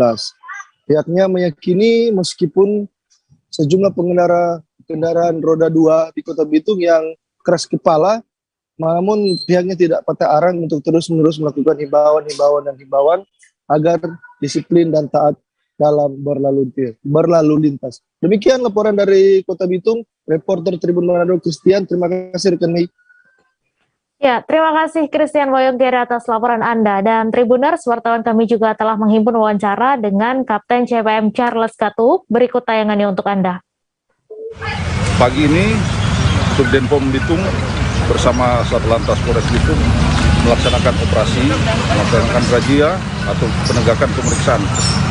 Ini berkaitan dengan dua hal yang bersamaan, yaitu operasi kepolisian polisi militer yang baru dicanangkan pada akhir Februari. Kemudian kemarin dicanangkan operasi keselamatan Samrat 2022 untuk jajaran Polres Bitung. Jadi kami berkolaborasi bersama-sama dengan stakeholder, dengan Satlantas, ada Dishub, ya. Kita bersama-sama untuk menertibkan Kota Bitung dengan sasaran adalah pengguna jalan, knalpot racing, ya seperti dilihat, kemudian kelengkapan kendaraan, baik itu SIM, STNK, helm, ya. Ini kita tertibkan. Kita pisahkan untuk pelanggar dari sipil itu langsung ditangani oleh Lantas, langsung diambil langkah tindakan, ada berupa tilang dan ada juga penyitaan kendaraan. Kemudian adakah dari unsur sesama aparat yang kedapatan di operasi hari ini dan tindakannya sanksinya seperti apa? Untuk TNI, khususnya TNI Angkatan Darat, ada 4 pelanggar yang kami temukan, ya, antara lain SIM habis masa berlaku, kemudian penggunaan stiker yang tidak diperuntukkan. Nah, kita ambil langkah yang kesatuan, ya. Kita akan maksimalkan sosialisasi. Pada dasarnya kendaraan ini lengkap, ya. Kendaraan ini lengkap, hanya beberapa perlengkapan yang habis masa waktu saja. Misalnya ada STNK, terlambat membayar pajak. Ini kita sampaikan ini merupakan satu pelanggaran yang harus direalisasikan, dibayar pajaknya. Itu aja. Sejumlah murid SD 6 Balusu, Toraja Utara melewati jembatan bambu saat menuju dan pulang sekolah. Ironisnya mereka melewati jembatan yang tidak layak dan nyaris ambruk. Karena sudah rapuh, beberapa pelajar yang takut menaiki jembatan akhirnya terpaksa menyeberangi sungai. Untuk info selengkapnya akan disampaikan rekan Tommy Paseru, wartawan Tribun Timur yang kini sudah terhubung bersama kami. Silakan Tommy. Baik Mei dan Tribuners, selamat siang. Maksudkan selamat sore. Jadi dapat kami informasikan memang hampir setiap hari atau pada hari sekolah ratusan murid di SD 6 Balusu, Kabupaten Toraja Utara terpaksa meniti jembatan yang sudah rusak, bahkan nyaris ambruk untuk menuju dan pulang dari sekolah. Kondisi ini pun sudah berlangsung lama setelah jembatan gantung di lokasi tersebut rusak diterjang air sungai yang meluap. Pantauan kami, tidak semua murid sekolah dasar ini saat hendak menuju ke sekolah melewati jembatan. Beberapa memilih menyeberangi sungai karena takut melewati jembatan yang sudah goyang, bahkan sudah rapuh. Nah, saat menyeberangi sungai, mereka tak masalah jika seragam sekolahnya harus basah terkena air sungai. Mereka tetap berupaya sambil berpegangan tangan agar sampai di seberang sungai hingga tiba di sekolah. Sementara salah satu guru di SD 6 Balusu bernama Yuliana Patele mengatakan bahwa jembatan itu satu-satunya akses mereka menuju ke sekolah. Jembatan itu juga digunakan masyarakat setempat saat hendak menuju ke wilayah ibu kota Kabupaten Toraja Utara. Yuliana menjelaskan saat air sungai meluap, sekolah terpaksa meliburkan siswanya. Itu dilakukan demi keselamatan para siswa. Yuliana pun dan warga sangat berharap agar jembatan yang rusak ini segera diperbaiki, karena ia khawatir jembatan semakin rusak dan dapat mengancam keselamatan murid-muridnya. Yuliana juga menginformasikan bahwa dalam setiap harinya atau pada hari sekolah terdapat 115 murid SD 6 Balusu yang menggunakan jembatan itu. Juga seorang kepala sekolah dan 6 guru yang ada di SD 6 Balusu, Kabupaten Toraja Utara. Seperti itu, Mei. Ya baik, terima kasih Tommy Paseru atas laporan Anda. Dan Tribuners, wartawan kami juga telah menghimpun wawancara dengan guru di SD 6 Balusu. Berikut tayangannya untuk Anda. Sudah hampir 1 tahun keadaannya seperti ini. Memang tidak ada akses lain, Bu? Tidak ada. Jadi ini setiap hari digunakan sama anak sekolah? Setiap hari digunakan anak sekolah bersama guru dan masyarakat. Nah, di sini bagaimana kalau banjir anak sekolah? Kalau banjir terpaksa diliburkan. Harapan kami selaku guru, orang masyarakat setempat dan anak sekolah supaya menjadi perhatian khusus dari pemerintah. Karena ini jalan satu-satunya menuju ke sekolah dan juga merupakan jalan lintas bagi Lembang, kelurahan dan masyarakat yang lain di sekitar Toraja Utara ini.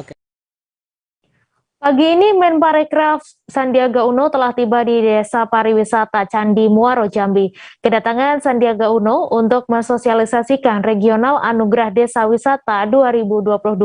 Menparekraf Sandiaga Uno dan juga Gubernur Jambi Haji Al Haris dan tamu undangan lainnya juga berkeliling Candi Muaro Jambi menggunakan sepeda. Untuk info selengkapnya akan disampaikan langsung oleh rekan wartawan Tribun Jambi, Fitri Amalia, yang kini sudah terhubung bersama kami. Silakan Fitri. Terima kasih rekan Mei. Pagi ini Menparekraf Sandiaga Uno telah tiba di Desa Wisata Muaro Jambi. Dan ini merupakan hari terakhir kunjungan kerja Sandiaga Uno beserta rombongan di Jambi. Kedatangan Sandiaga Uno ke Desa Wisata Muaro Jambi untuk mensosialisasikan Regional Anugerah Desa Wisata 2022. Menparekraf Sandiaga Uno dan juga Gubernur Jambi Al Haris dan tamu undangan lainnya juga berkeliling Candi Muaro Jambi menggunakan sepeda. Sebelum mengelilingi candi menggunakan sepeda, Sandiaga Uno, Al Haris dan juga tamu undangan lainnya sempat mampir menikmati kopi di pojok kopi dusun. Dia juga memborong produk-produk UMKM pada pameran UMKM yang ada di pojok kopi dusun. Sandiaga Uno dan juga Al Haris menyempatkan diri melihat koleksi benda bersejarah di gedung Museum Candi Muaro Jambi. Dan selain itu pada kunjungannya ini, dia menyampaikan ingin segera ekonomi bangkit dan pihaknya memastikan Desa Wisata Muaro Jambi tembus 50 besar destinasi wisata terbaik di Indonesia. Sandiaga Uno juga menyerahkan bantuan 10 toilet duduk untuk 10 homestay di Desa Wisata Muaro Jambi. Dari yang disampaikan oleh M. Kurniawan, Ketua Pengelola Desa Wisata Muaro Jambi, ada 10 homestay tetapi tidak memiliki toilet duduk dan hal itu membuat wisatawan asing sedikit kesulitan. Bantuan ini juga bagian dari gerak cepat Menparekraf. Sandiaga Uno juga meminta penambahan target untuk desa wisata di Muaro Jambi yang awalnya hanya 5 desa sehingga total menjadi 10 desa wisata untuk anugerah Desa Wisata 2022 di Muaro Jambi. Begitu rekan Mei. Ya, baik, terima kasih Fitri Amalia atas laporan Anda. Selamat bertugas kembali. Informasi tadi sekaligus menutup perjumpaan kita dalam live update hari ini. Tribuners, lantaran masih di tengah pandemi, kami kembali mengingatkan untuk selalu menerapkan protokol kesehatan dimanapun Anda berada. Saya Meisada Sirait beserta kru yang bertugas pamit. Terima kasih dan sampai jumpa. Jangan lupa like, subscribe, dan share ya!